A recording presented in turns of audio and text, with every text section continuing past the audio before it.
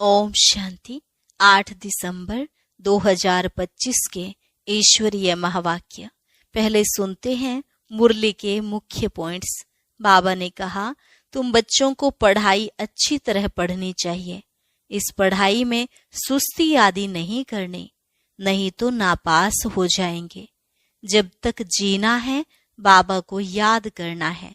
तुम्हारा यह जीवन बहुत अमूल्य है, इसलिए इस जीवन की संभाल करनी चाहिए। फिर बाबा ने कहा, जैसे थोड़ी सी स्क्रीन भी बहुत मीठी होती है, वैसे ज्ञान का यह अक्षर मन मना भव सबसे मीठी चीज है। सारी पढ़ाई का तंत्र भी यही है। एक बाप को याद करो। अपने को आप ही परखना चाहिए कि मैं ऐसा ऊंचे ते ऊंचा इम्तिहान पास करके ऊंच पद पाने के लायक हूँ? क्या मैं सर्विस करता हूँ? लास्ट में बाबा ने कहा, बच्चे सर्विसेबल बनो, बाबा को फॉलो करो। मैं भी तो रोज रोज सर्विस करता हूँ ना। तुम भी अपने को आत्मा समझकर निश्चय बुद्धि होकर के सर्विस में लग जाओ। और अब सुनते हैं महावाक्यों को विस्तार से। मुरली का सार। मीठे बच्चे, जब तक जीना है बाप को याद करना है। याद से ही आयु बढ़ेगी। पढ़ाई का तंत्र सार ही है याद। प्रश्न, तुम बच्चों का अतीन्द्रिय सुख गाया हुआ है, क्यों? उत्तर, क्योंकि तुम सदा ही बाबा की याद में खुशियां मनाते हो। अभी तुम्हारी सदा ही क्रिसमस है। तुम्हें भगवान पढ़ाते हैं, इससे बड़ी खुशी और क्या होगी? यह रोज की खुशी है, इसलिए तुम्हारा ही अतीन्द्रिय सुख गाया हुआ है। गीत, नयनहीन को राह दिखाओ प्रभु। ओम शांति। ज्ञान का तीसरा नेत्र देने वाला रूहानी बाप रूहानी बच्चों को समझाते हैं। ज्ञान का तीसरा नेत्र सिवाय बाप के कोई दे नहीं सकता। तो अभी बच्चों को ज्ञान का नेत्र मिला है। अभी बाप ने समझाया है कि भक्ति मार्ग है ही अंधियारा मार्ग। जैसे रात में सोजरा नहीं होता है तो मनुष्य धक्के खाते हैं। गाया भी जाता है, ब्रह्मा की रात, ब्रह्मा का दिन। सतयुग में यह नहीं कहेंगे कि हमको राह बताओ, क्योंकि अभी तुमको राह मिल रही है। बाप आकर के मुक्ति धाम और जीवन मुक्ति धाम की राह बता रहे हैं। अभी तुम पुरुषार्थ कर रहे हो।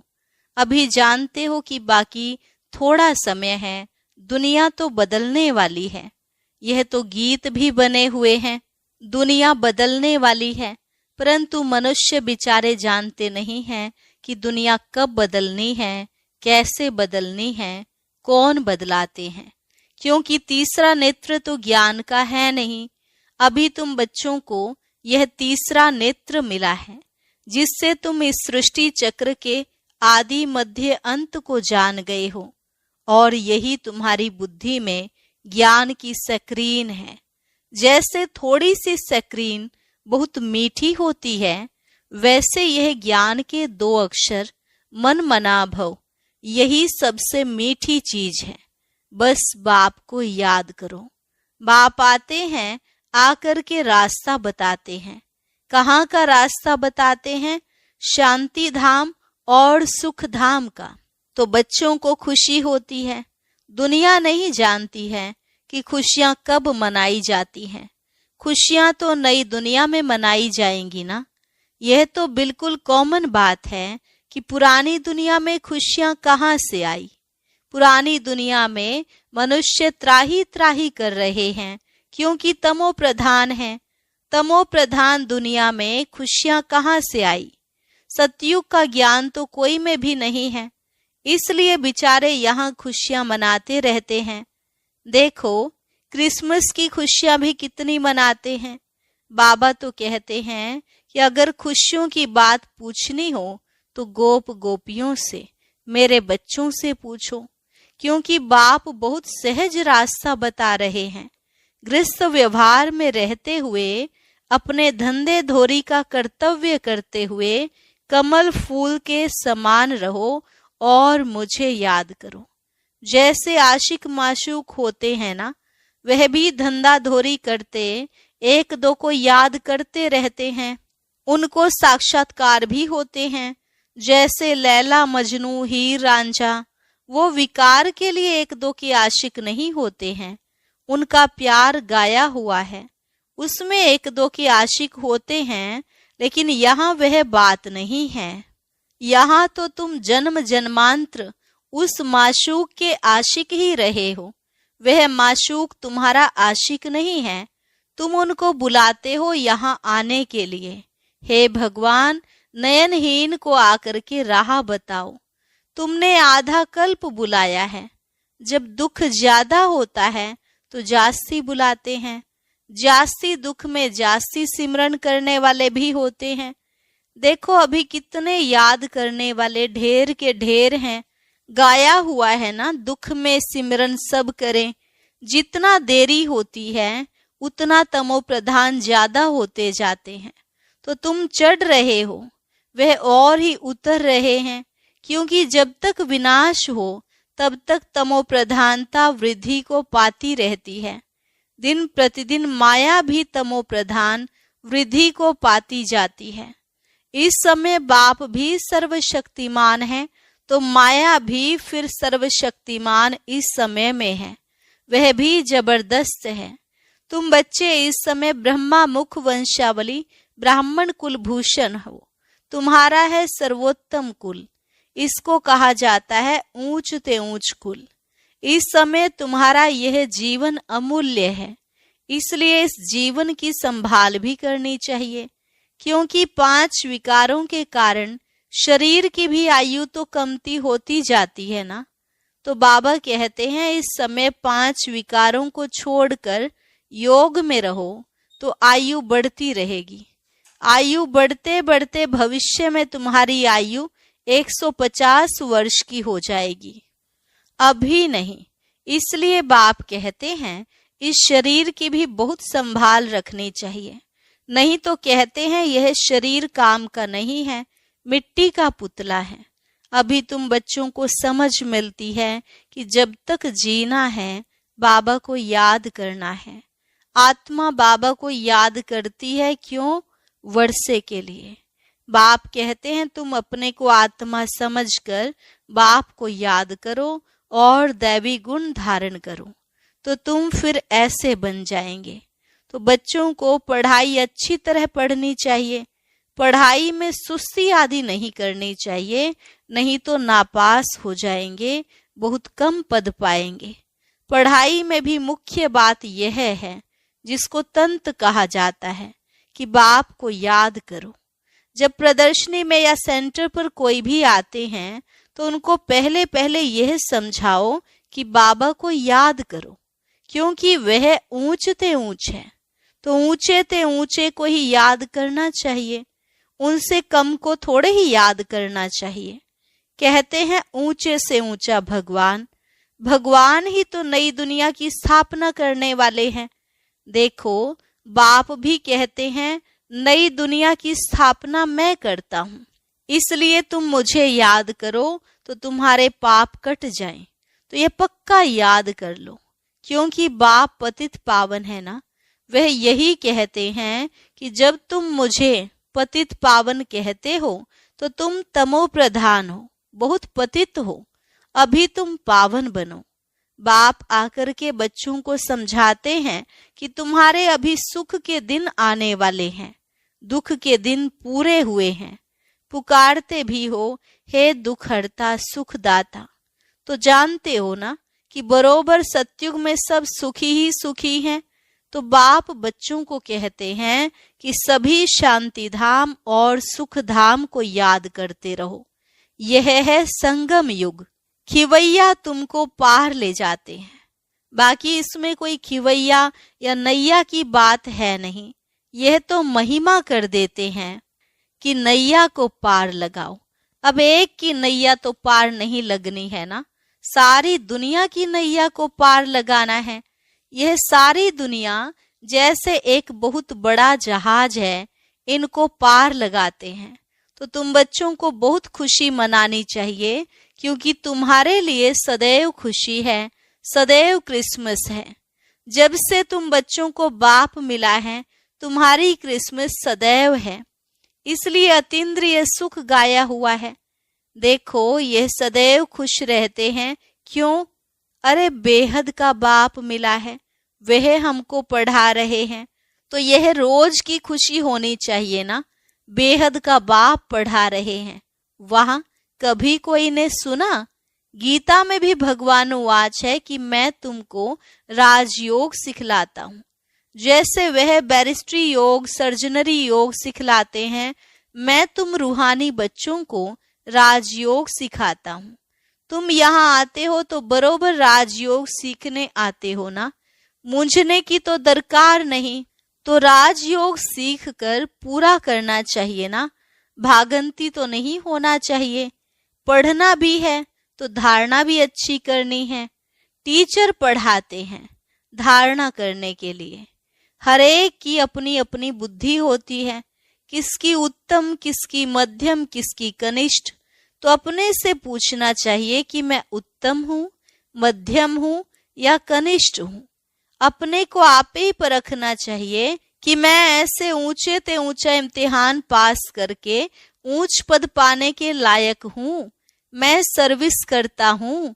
बाप कहते हैं बच्चे सर्विसेबल बनो, बाबा को फॉलो करो, क्योंकि मैं भी तो सर्विस करता हूँ ना।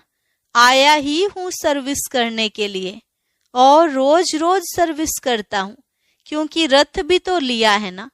रथ भी मजबूत अच्छा है और सर्विस भी तो इनकी सदैव है। बाप दादा तो इनके रथ में सदैव है। भले इनका शरीर बीमार पड़ जाए, मैं तो बैठा हूं ना, तो मैं इनके अंदर में बैठ करके लिखता भी हूं। अगर यह मुख से नहीं भी बोल सके तो मैं लिख सकता हूं। मुरली नहीं मिस होती है। जब तक बैठ सके, लिख सके, तो मैं मुरली भी बजाता हूं। बच्चों को लिख करके भेज देता हूं, क्योंकि सर्विस से बुल होना। तो बाप आकर के समझाते हैं कि तुम अपने को आत्मा समझ करके, निश्चय बुद्धि हो करके सर्विस में लग जाओ। बाप की service, on God fatherly service. जैसे वह लिखते हैं ऑन हिज मैजेस्टी सर्विस, तो तुम क्या कहेंगे? यह मैजेस्टी से भी ऊंची सर्विस है, क्योंकि मैजेस्टी महाराजा बनाते हैं। यह भी तुम समझ सकते हो कि बरोबर हम वर्ल्ड का मालिक बनते हैं। तुम बच्चों में जो अच्छी रीति पुरुषार्थ करते हैं, उनको ही महावीर कहा जाता है। तो यह जांच करनी होती है कि कौन महावीर हैं जो बाबा के डायरेक्शन पर चलते हैं। बाप समझाते हैं कि बच्चे अपने को आत्मा समझो, भाई भाई को देखो। बाप अपने को भाइयों का बाप समझते हैं और भाइयों को ही देखते हैं। सभी को तो नहीं देखेंगे। यह तो ज्ञान है कि शरीर बिगड़ तो कोई सुन ना सके, बोल ना सके। तुम तो जानते हो ना कि मैं भी यहाँ शरीर में आया हूँ। मैंने यह शरीर लोन लिया हुआ है। शरीर तो सबको है। शरीर के साथ ही आत्मा यहाँ पढ़ रही है। तो अभी आत्माओं को समझना चाहिए कि बाबा हमको पढ़ा रहे हैं। बाबा की बैठक कहाँ है? अकाल तख्त पर। बाबा ने समझाया है कि हर एक आत्मा अकाल मूर्त है। वह कभी विनाश नहीं होती है, कभी भी जलती, कटती, डूबती नहीं है, छोटी बड़ी नहीं होती है। शरीर छोटा बड़ा होता है। तो दुनिया में जो भी मनुष्य मात्र हैं, उनमें जो आत्माएं हैं, उनका तख्त यह भ्रिकुटी है। शरीर भिन्न भिन्न है। किसका अकाल तख्त पुरुष का, किसका स्त्री का, किसका बच्चे का। तो जब भी किससे बात करो तो यही समझो कि हम आत्मा हैं, अपने भाई से बात करते हैं। बाप का पैगाम देते हैं कि शिव बाबा को याद करो, तो यह जंक जो लगी हुई है वह निकल जाए। जैसे सोने में अलाई पड़ती है तो वैल्यू कम होती है, तो तुम्हारी भी वैल्यू कम हो गई है। अभी बिल्कुल ही वैल्यूलेस हो गए हैं। इसको देवाला भी कहा जाता है। भारत कितना धनवान था, अभी कर्जा उठाते रहते हैं। विनाश में तो सबका पैसा खत्म हो जाएगा। देने वाले, लेने वाले सभी खत्म हो जाएंगे। बाकी जो अविनाशी ज्ञान रत्न लेने वाले हैं वह फिर आकर अपना भाग्य लेंगे। अच्छा, मीठे मीठे सिकिलधे बच्चों प्रति मात पिता बाप दादा का याद प्यार और गुड मॉर्निंग। रूहानी बाप की रूहानी बच्चों को नमस्ते। रूहानी बच्चों की रूहानी बाप दादा को नमस्ते नमस्ते, गुड मॉर्निंग। शुक्रिया बाबा, शुक्रिया। धारणा के लिए मुख्य सार, बाप को फॉलो कर बाबा के समान सर्विसेबल बनना है। अपने को आप पे ही परखना है कि मैं ऊंचे से ऊंचा इम्तिहान पास करके ऊंच पद पाने के लायक हूँ। बाबा के डायरेक्शन पर चलकर महावीर बनना है। जैसे बाबा आत्माओं को देखते हैं, आत्माओं को पढ़ाते हैं, ऐसे आत्मा भाई भाई को देखकर बात करनी है। वरदान, श्रेष्ठता के आधार पर समीपता द्वारा कल्प की श्रेष्ठ प्रारब्ध बनाने वाले विशेष पार्टधारी भव। श्रेष्ठता के आधार पर समीपता द्वारा कल्प की श्रेष्ठ प्रारब्ध बनाने वाले विशेष पार्टधारी भव। इस मर्जीवा जीवन में श्रेष्ठता का आधार दो बातें हैं। एक, सदा परोपकारी रहना, दूसरा बाल ब्रह्मचारी रहना। जो बच्चे इन दोनों बातों में आदि से अंत तक अखंड रहे हैं, किसी भी प्रकार की पवित्रता अर्थात स्वच्छता बार बार खंडित नहीं हुई है तथा विश्व के प्रति और ब्राह्मण परिवार के प्रति जो सदा उपकारी हैं, ऐसे विशेष पार्टधारी बाप दादा के सदा समीप रहते हैं और उनकी प्रारब्ध सारे कल्प के लिए श्रेष्ठ बन जाती है। स्लोगन, संकल्प व्यर्थ हैं तो दूसरे सब खजाने भी व्यर्थ हो जाते हैं। संकल्प व्यर्थ है तो दूसरे सब खजाने भी व्यर्थ हो जाते हैं। अव्यक्त इशारा, अब संपन्न व कर्मातीत बनने की धुन लगाओ। कर्मातीत स्थिति का अनुभव करने के लिए ज्ञान सुनने सुनाने के साथ अब ब्रह्मा बाप समान न्यारे अशरीरी बनने के अभ्यास पर विशेष अटेंशन दो। जैसे ब्रह्मा बाप ने साकार जीवन में कर्मातीत होने के पहले न्यारे और प्यारे रहने के अभ्यास का प्रत्यक्ष अनुभव कराया, सेवा को व कोई कर्म को छोड़ा नहीं, लेकिन न्यारे हो लास्ट दिन भी बच्चों की सेवा समाप्त की। ऐसे फॉलो फादर करो। अच्छा, और अभी सुनते हैं आज का अव्यक्त ज्ञान मोती।